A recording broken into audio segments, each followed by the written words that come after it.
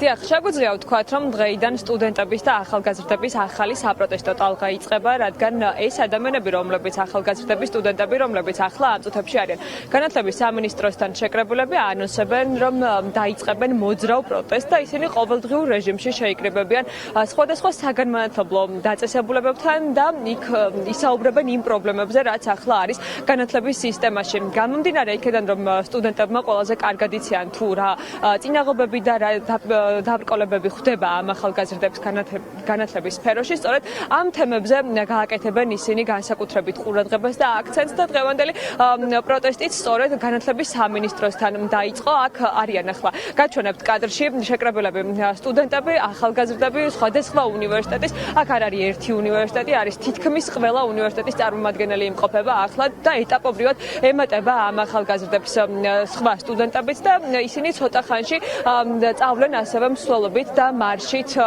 საკანონმდებლო ორგანოსთან, რადგან როგორც ისინი ამბობენ, გამომდინარე იქედან, რომ ისაუბრებენ განათლების სფეროში არსებულ პრობლემებზე, რომელიც როგორც თავად ამბობენ, ამ რეჟიმის პირობებში შეიქმნა განათლების სისტემაში, ასევე რა თქმა უნდა, ისინი უერთდებიან ორ მთავარ მოთხოვნას, რაც გულისხმობს რეჟიმის ტყვეების გათავისუფლებას და ხელახალი არჩევნების ჩანიშვნას. რა თქმა უნდა, მინდა რომ მოგასმენინოთ ამ სტუდენტების და ახალგაზრდების პოზიციები პირდაპირ ეთერში და მათგანაც მოვისმინოთ თუ რატომ შეიკრიბნენ დღეს განათლების სამინისტროსთან და რა არის დღეს მათი სათქმელი.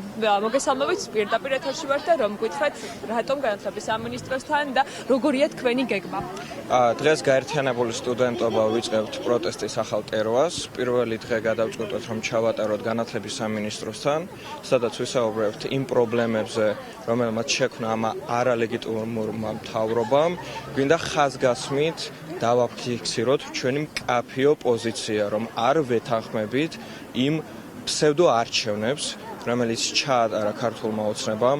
მოვითხოვთ, რომ ეს ხელისუფლება ბრჭყალებში გადადგეს, ჩაენიშნოს ახალი არჩევნები, გათავისუფლდნენ პოლიტპატიმრები და აქ შევიკრიბეთ იმისთვის, რომ ვთქვათ, თუ რა გამოწვევები და პრობლემები არსებობს დღეს განათლების სამინისტროში. თუ დავაფიქსიროთ ის, რომ დღეს ეს მიმსვაგებრად, რომ ვიყოთ აუდიტორიებში, მივიღოთ ნორმალური განათლება, რომ საბოლოოდ ნორმალურად ვიცხოვროთ, როგორც დასავლურ ევროპულ ქვეყნებში, გვიწევს ვიყოთ გარეთ და ვიბრძოლოთ ჩვენი სამშობლოს მომავლისთვის.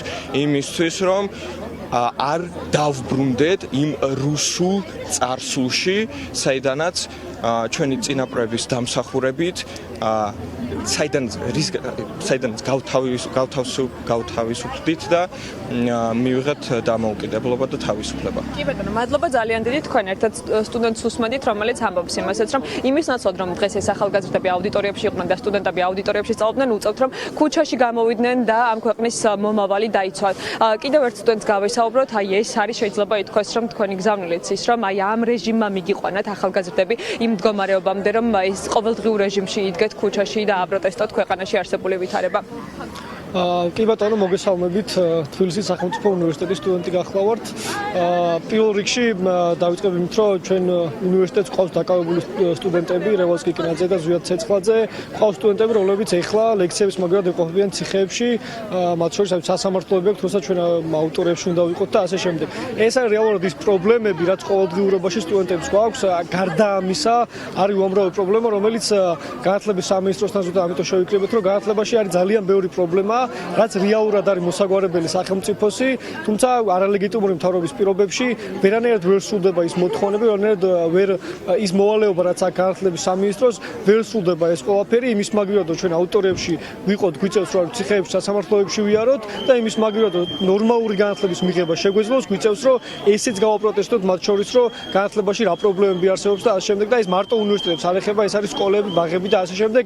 ანუ არალეგიტიმური ხელისუფლების პირობებში არა მარტო ის, რომ ჩვენ გვაქვს გაყალბებული არჩევნები და გვაყავნან პატიმრები, რომლებიც უკანონოდ არიან დაკავებულები, გარდა ამისა არის უამრავი პრობლემა, რომელიც თუნდაც განათლების სფეროში და ნებისმიერ სფეროში არსებობს და სწორედ ამ ხელისუფლების პირობებში მივედით აქამდე, რომ არ გვყავს კვალიფიციური პროფესიონალი ადამიანები, რომლებიც იზრუნებენ, რომ განათლება იყოს ნორმალური, მოწესრიგებული და ასე შემდეგ. ამიტომ პრობლემები არსებობს ისევე როგორც განათლების სფეროში, ასევე პოლიტიკურ სპექტრში და მთავარი პრობლემა რაც არის და მთავარი მოთხოვნები ჩვენ რაც არის, რომ არჩევნების გაყალბება მიღება და ის პატიმრები და ის ახალგაზრდები, რომლებიც უნდა იყვნენ უნივერსიტეტებში, ახლა იყოფებიან ციხეებში და სწორედ მთავარი მოთხოვნა არის ეს, რომ პოლიტიკური პატიმრები, რომლებიც უკანონოდ არიან დაკავებულები, განთავისუფლდნენ დაუყოვნებლივ.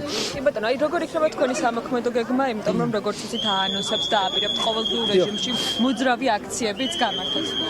ხო, ამასთან დაკავშირებით დღეს ვიყვებით განათლების სამინისტროსთან, ვილაპარაკებთ ამ პროტესტის თუნდაც გეგმებზე, რას ვაპირებთ, რატომ ვაპირებთ და რატო ვართ ახლა ამ ლოკაციაზე. გარდა ამისა, გადავინაცვლოთ სხვადასხვა უნივერსიტეტის ლოკაციებზე, სადაც მაგალითად არის თბილისის სახელმწიფო უნივერსიტეტში უამრავი პრობლემა არის, მათ შორის ის, რომ განთავისუფლებული ლექტორები ყავს, რაც არის პირდაპირ რეპრესია, რომ რეპრესიები დაიწყო უნივერსიტეტში და ამაზე სალაპარაკოდაც შევიკრიბებით თქვა თბილისის სახელმწიფო უნივერსიტეტთან. ასევე სხვა უნივერსიტეტებში არის პრობლემები და იქაც შევიკრიბებით და შევეცდებით, რომ მაქსიმალურად ბევრი პრობლემა მოვიცვათ და ბევრი პრობლემა გავაცნოთ საზოგადოებას.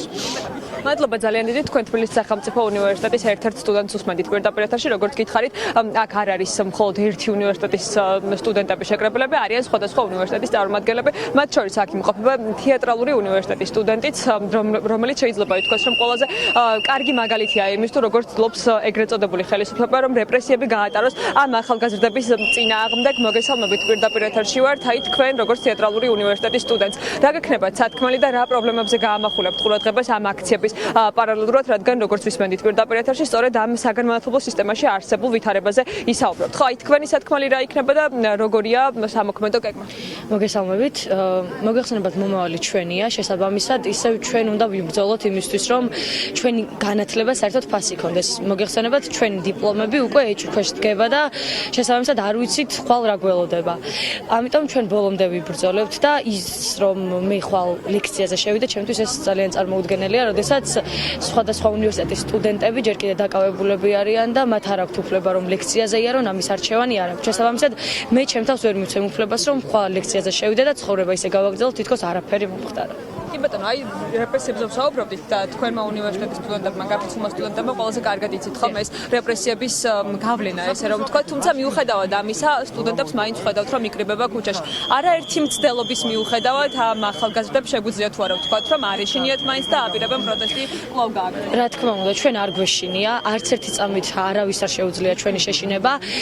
ბოლო წამამდე ვიბრძოლებთ და ყველაფერს გავაკეთებთ იმისთვის, რომ ღირსეულ ქვეყანაში ვიცხოვროთ, თავისუფალ ქვეყანაში ვიცხოვროთ და ჩვენი სიტყვის გამო არ ვისჭებოდეთ, როგორც საერთოდ ხდება და განსაკუთრებით ჩვენ შემთხვევაში, იმიტომ რომ ჩვენ მოგეხსენებათ, ჩვენი თავისუფალი სიტყვის გამო დაგვსაჯეს და შეგვიწყვიტეს სტატუსი. კი ბატონო, მადლობა ძალიან დიდი, მოკლედ ასეთი ახლა ადგილზე ვითარება, როგორც გითხარით, ეტაპობრივად იკრიბებიან აქ სტუდენტები და ცოტა ხანში ისინი მსვლელობით და მარშით წავლენ უკვე პარლამენტის ტერიტორიისკენ და მოითხოვენ იქაც უკვე აქციის სხვა მონაწილეებთან ერთად პროტესტის 112 დღეს, რომ გათავისუფლდნენ რეჟიმის ტყვეები და ჩაინიშნოს ხელახალი არჩევნები, მათი პროტესტი კი ასევე ყოველდღიურ რეჟიმში გაგრძელდება სხვადასხვა საგანმანათლებლო დაწესებულებასთან.